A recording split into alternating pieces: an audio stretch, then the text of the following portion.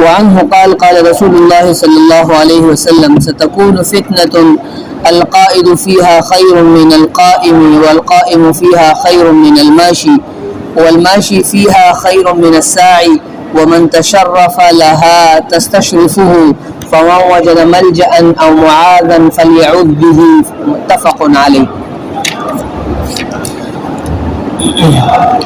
حضرت ابو ہریرہ رضی اللہ عنہ سے روایت ہے کہ نبی کریم صلی اللہ علیہ وسلم نے فرمایا ستکون فتن، ان قریب بہت بڑے بڑے کثرت سے پے در پہ آنے والے فتنے ہوں گے.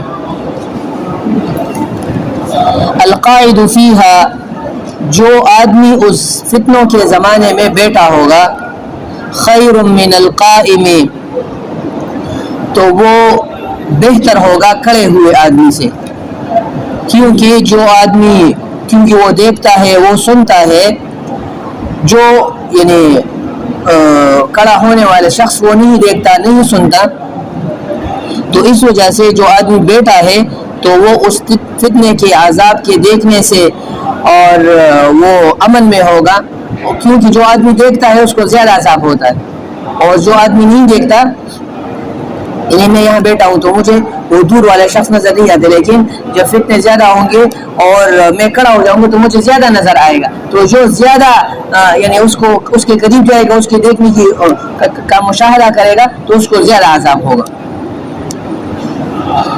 اور یہ بھی ہے کہ جو آدمی بیٹھا ہو تو یعنی وہ اس فتنے کے زمانے میں متحرک نہیں ہوگا، فتنے میں متحرک نہیں ہوگا، بیٹھا ہوگا تو وہ امن میں ہوگا بنسبت اس آدمی کے جو کھڑا ہوا ہو. یہ جو آدمی کھڑا ہوتا ہے تو متحرک ہوتا ہے نا، تو متحرک کے مقابلے میں غیر متحرک وہ زیادہ پرامن ہوگا. اور یعنی کیونکہ جو آدمی کھڑا ہوتا ہے تو کھڑا ہونے کا مطلب یہ ہے کہ وہ متردد ہے کہ یہ فتنہ ہے یا نہیں ہے، کیونکہ وہ کھڑا ہوا ہے. اور جو آدمی بیٹھا ہوا ہے تو اس کا مطلب یہ ہے کہ وہ متردد نہیں ہے، اس کو پتہ ہے کہ بھئی یہ فتنہ ہے، میں اس میں حصہ نہیں لوں گا. والقائم فیہا خیر من الماشی، اور جو آدمی اپنے پاؤں پر چلتا ہے اور اس فتنے کی طرف جاتا ہے تو بیٹھنے والا یعنی دور سے جو آدمی کھڑا ہوا ہے اور اس کو دیکھ رہا ہے تو چلنے والے سے بہتر ہے. والماشی فیہا خیر من الساعی، اور جو آدمی اس فتنے کے ساتھ چل رہا ہے یا ان دونوں کے درمیان تگ و دو کر رہا ہے تو وہ آدمی بہتر ہے من الساعی، اس آدمی سے جو دوڑ کے اس فتنے کی طرف سوار ہو کے دوڑ کے اس فتنے کی طرف جا رہا ہے. اور من تشرف لہا، جو آدمی اس کی طرف آنکھ اٹھا کر دیکھے گا، استشراف کا معنی آنکھ اٹھا کر دیکھنا. تستشرف اور تستشرف دونوں ہیں کہ جو آدمی اس کی طرف آنکھ اٹھا کر دیکھے گا تو وہ فتنہ اتنا جاذب ہوگا کہ وہ اس آدمی کو اپنی طرف کھینچ لے گا. اور تو مطلب یہ ہے کہ استشراف کا صیغہ یہ اس بات پر دلالت کرتا ہے کہ وہ آدمی اس کو یعنی فتنے کو دیکھنے والا اور اس کی طرف آنکھ اٹھا کر نظر رکھ کرنے والا وہ اس طرح ہے گویا کہ اس فتنے میں مبتلا ہے، تو جو آدمی اس میں مبتلا ہوگا تو وہ آدمی خود بخود اس میں واقع ہوگا. تو استشراف کا معنی اس فتنے میں واقع ہونے والا، یعنی اس کے شر سے ضرور اس کو نقصان پہنچے گی، کیونکہ آنکھ اس کو دعوت دے گی اور آنکھ کے دعوت کی وجہ سے وہ اس فتنے میں واقع ہوگا. تو یعنی اپنی ہلاکت کی خواہش کرنے والا وہ آدمی ہے جو یعنی جو اپنی حالت سے متردد ہو کے دوسری حالت کی طرف منتقل ہو جائے تو وہ آدمی فتنے میں ضرور واقع ہوگا. لیکن اگر کوئی آدمی آنکھیں نیچے کرے تو فتنے میں واقع نہیں ہوگا.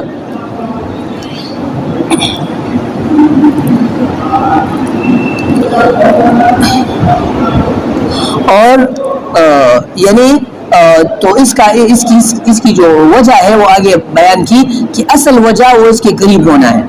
بس اصل وجہ یہ ہے کہ آدمی فتنے کے قریب نہ پٹکے، فتنے کے قریب نہ جائے. تو بھاگنے کی جگہ ڈھونڈے. اگر بھاگنے کی جگہ نہ ملو, ہر جگہ فتنے ہو, ہر علاقے میں فتنے ہو, مسجد میں, مدرسے میں, ہر جگہ فتنے ہو, تو فمن وجد ملجأ, جو آدمی وہ کوئی مفر بھاگنے کی جگہ ڈھونڈے اور کوئی جگہ ڈھونڈے اور وہ پائے, او معاذن, یا کوئی ایسی جگہ جہاں وہ اس فتنے سے خلاصی پالے, تو فلیعوذ بھی, تو وہ اس سے پناہ مانگے اور اس جگہ میں چلا جائے.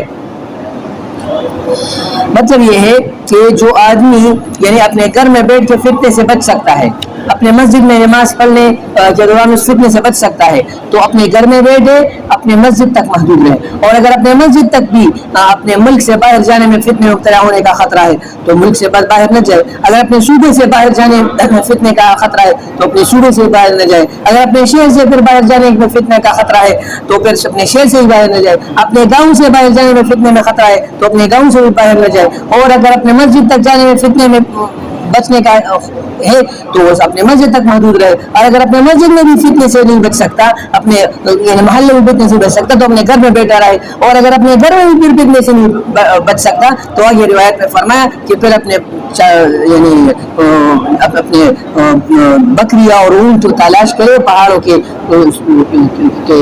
پہاڑوں میں جائے اور وہاں بکریاں چرائے, اونٹ چرائے. وفي رواية لمسلم تكون فتن النائم فيها خير من اليقظان. ایسے فتنے ہوں گے کہ بہت بڑے بڑے فتنے ہوں گے, اور اس فتنوں میں جو آدمی متنبہ ہوگا, جو آدمی اس فتنوں میں متنبہ ہوگا تو وہ آدمی اس کے واقع ہونے کا زیادہ یعنی واقع ہونے کا زیادہ خدشہ ہے بنسبت اس آدمی کے جو غافل ہو, جو سویا ہوا ہو. مطلب یہ ہے کہ جو آدمی عالم ہو فتنے کا, یقظان سے مراد یہ ہے کہ یعنی جو آدمی عالم ہو, فتنے کا عالم ہو, اور اس فتنے سے بچنے کے لیے تگودو نہ کرے.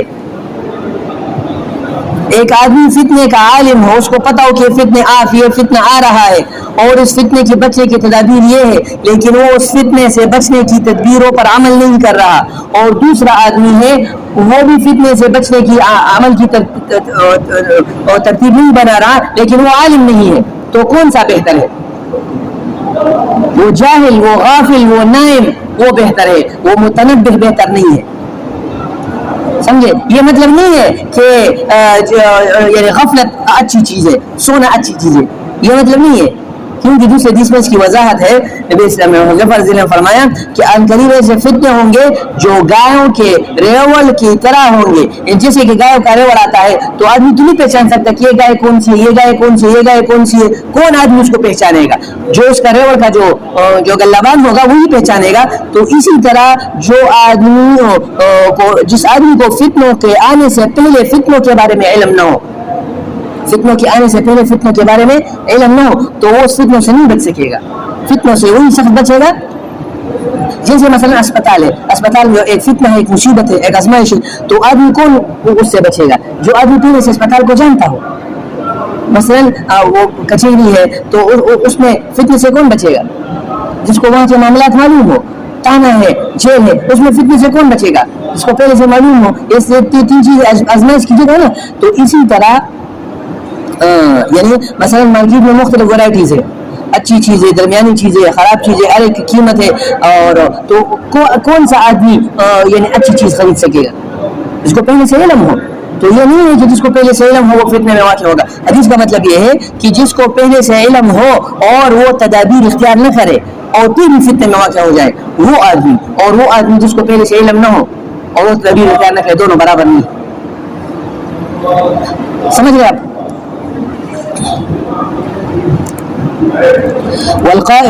واليقظان فيها خير من القائم. اور جو آدمی یعنی متنبہ ہو, لیکن متنبہ ہو اور وہ کڑا ہوا نہ ہو, تو وہ بہتر ہے کڑے ہونے والے سے جو اس میں یعنی قسم کی حرکت کر رہا ہو. کڑا ہونے والا شخص تو حرکت کر رہا ہے, تو جو حرکت کر رہا ہے اسے وہ بہتر ہے. والقائم فيها خير من الساعي. اور جو آدمی اپنی جگہ پر کھڑا ہے اور اس کے مقابلے میں دوسرا آدمی چل رہا ہے, دوڑ رہا ہے, تو یا سوار ہو کے فتنے کی طرف جا رہا ہے, تو کھڑا ہونے والا شخص وہ بہتر ہے.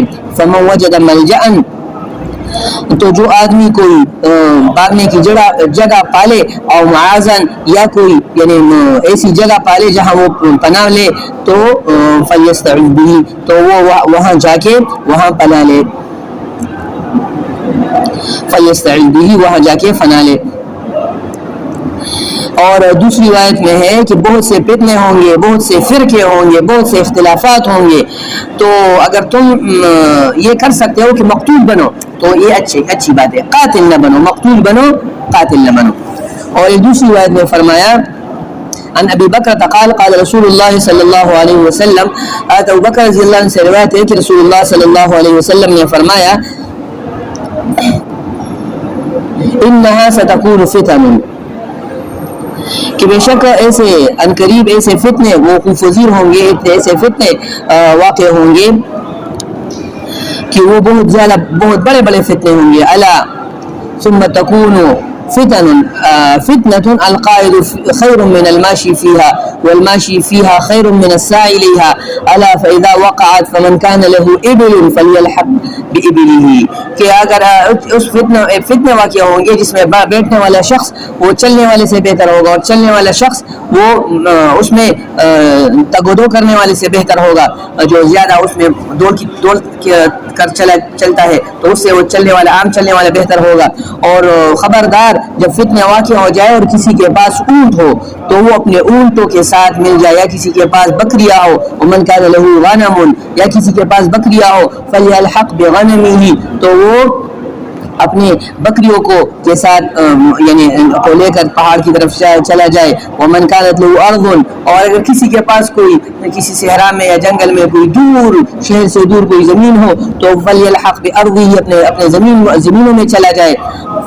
فقال رجل یا رسول اللہ ارأيت من لم يكن له ابل ولا غنم ولا ارض، اور اگر کسی کے پاس نہ بکریاں ہیں نہ اس کے پاس زمین ہے اور نہ اس کے پاس یعنی اونٹ ہے تو وہ کیا کرے؟ تو نبی صلی اللہ علیہ وسلم نے فرمایا، تو آپ صلی اللہ علیہ وسلم نے فرمایا کہ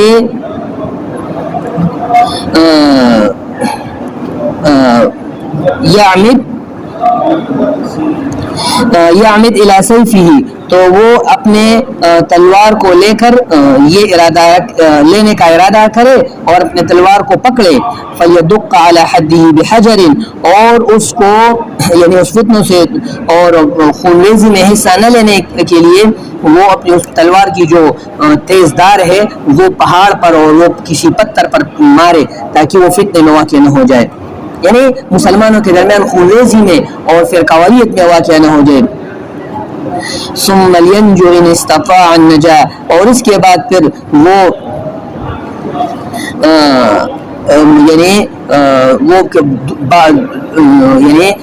وہ بھاگ جائے اور بھاگتے ہوئے نجات حاصل کرے، اگر وہ بھاگتے ہوئے نجات حاصل کرنے کی طاقت رکھتا ہو تو وہ بھاگتے ہوئے نجات حاصل کر لے۔ اللہم حل بلغ، پھر نبی کریم صلی اللہ علیہ وسلم نے اس فتنوں سے ڈرانے کے بعد جو خطرناک قسم کا زمانہ آئے گا فتنوں کا، خونریزی کا، قتل عام کا، اس میں فرمایا اے اللہ میں نے جو بات آپ نے مجھے بیان کی وہ میں نے بیان کر دی، کیا میں نے لوگوں کو بیان کہا اللہم حل بلغ، کیا میں نے آپ کو وہ بات بیان کر دی؟ پھر تین بار یہ جملہ تکرار کے ساتھ آپ صلی اللہ علیہ وسلم نے فرمایا فقال رجل یا رسول اللہ، تو ایک آدمی نے کہا اللہ کے رسول ارائیتا، آپ مجھے بتا دے ان اکرہ ان اکرہت، کہ اگر مجھ پر زبردستی کی جائے حتی ینطلق بی الی احد الصفین، کہ مجھے دو گروہوں میں سے کسی ایک گروہ کے پاس آدمی زبردستی مجھے بھرتی کرے فوج میں، پولیس میں یا کسی ایسے مسلمانوں کے مخالف کام میں، تو میں کیا کروں؟ فضربنی رجل بسیفہ او یجیء سهم فیقتلنی، تو پھر وہ مجھے مار دے، ایک آدمی اپنے تلوار سے مجھے مار دے، کہ ایک آدمی کا تیر وہ آ کے مجھ پر لگے اور میں مر جاؤں، تو آپ صلی اللہ علیہ وسلم نے فرمایا وہ یبوء بإثمہ وإثمک، وہ اپنی گناہ اور تمہاری گناہ لے گا، ویکون من اصحاب النار، اور وہ آدمی یعنی جہنم میں سے ہوگا، جہنم والوں میں سے ہوگا، جیسے کہ قرآن مجید کی آیت ہے نا ان تبوء بإثمہ وإثمک فتکون من اصحاب النار۔ وعن ابي سعيد الخدري رضي الله عنه قال يوشك ان يكون خير مال المسلم غنم، اور ان قریب ایسا زمانہ آئے گا کہ مسلمان کا جو بہترین مال ہوگا وہ یعنی وہ بکریاں ہوں گی، یتبع اور وہ پیچھے چلے گا بکریوں کے، اور یا اس کی وجہ سے وہ لوگوں سے دور ہوگا، اور وہ چلے گا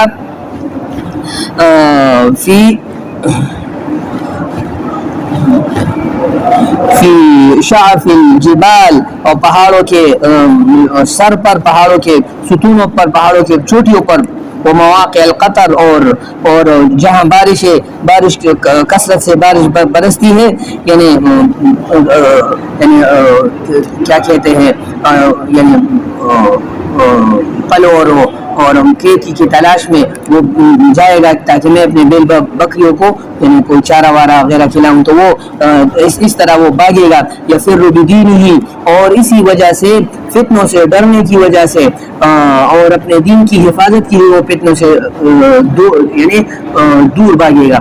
تو یہ میں نے آپ کو بتایا کہ 5 قسم کے مختلف قسم کے حالات ہیں، ہر علاقے ہر زمانے کے مطابق وہ ہو سکتے ہیں، تو اس وجہ سے فتنوں سے بھاگنے کے لیے کوشش کرنا ضروری ہے۔ ہر ایک آدمی کو فتنے سے بھاگنے کی کوشش کرنا چاہیے، یہ نہیں کہ آدمی فتنے میں واقع ہو جائے اور فتنے میں یعنی اس کو پھر اس فتنے میں واقع ہو اس کو استعمال کرے، یہ خطرناک بات ہے۔